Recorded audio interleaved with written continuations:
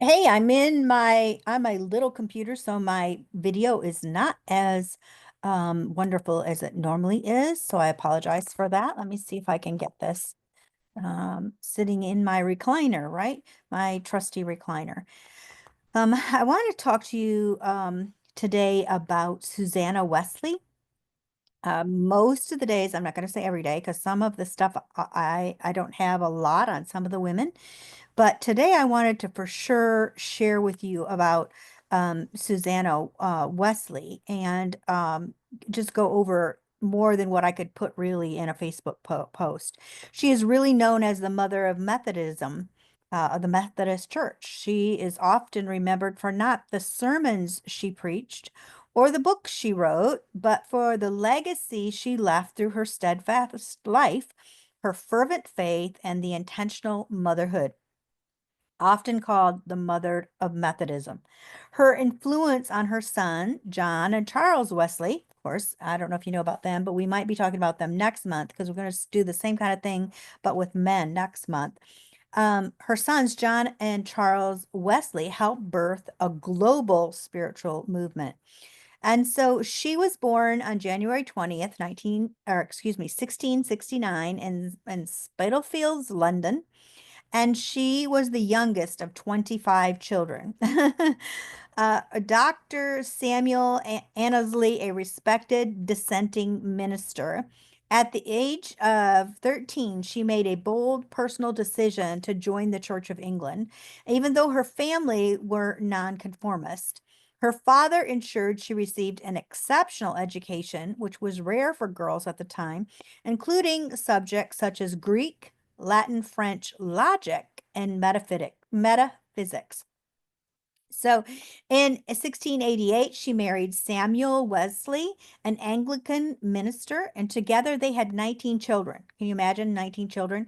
Though only 10 survived infancy, and their life was marked by poverty, debt, and Samuel's long absences. Yet Susanna maintained a well ordered home. She took primary responsibility for her children's education, and she began formal instruction with each child on their fifth birthday, starting with the alphabet and progressing through biblical studies, classical education, and character formation.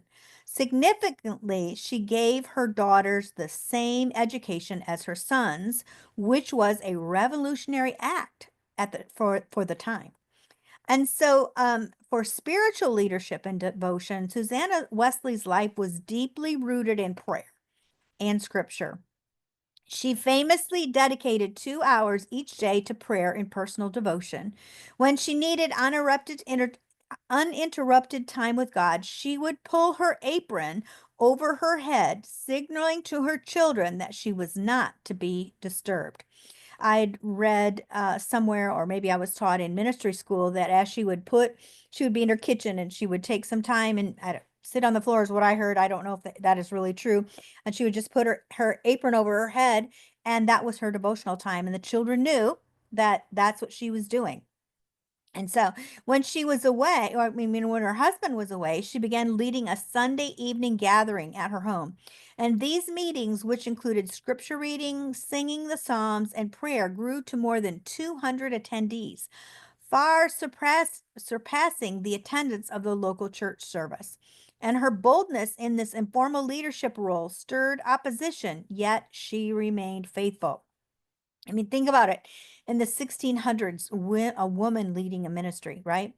And so Susanna's emphasis on discipline, intentional education, and spiritual formation laid the foundation for her children's ministry. John Wesley's methodical approach to discipleship and the church formation echoed the structure and the faithfulness he witnessed by his mother. And her life became a model of spiritual strength and perseverance and maternal leadership. Think about it. She had a method, and John Wesley created the Methodist Church. He uses a method to bring people through discipleship, and it's always birthed out of Susanna Wesley's teaching of her children. So she passed away on July 23rd of 1742 and was buried in Bunhill Fields, London. And John Wesley preached at her funeral. He preached the sermon funeral, or the sermon for the funeral, and Charles Wesley wrote her epitaph. And so there's several books that you can get to read about her life, but it's important that we recognize that she didn't found the denomination or write any kind, the Methodist movement. She didn't found it, right? She didn't start it. She didn't write any theological, writings or tomes or whatever. Yet her unwavering faith and her bold leadership in the home and the deep commitment to God profoundly shaped the future of Christianity.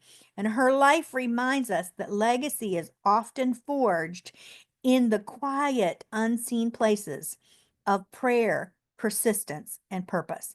I thought that was really good. I loved that line that I read when I was doing the research on her, that her legacy was found in the quiet, unseen places through prayer, persistence, and purpose. And so every day, not every day, don't hold me to that.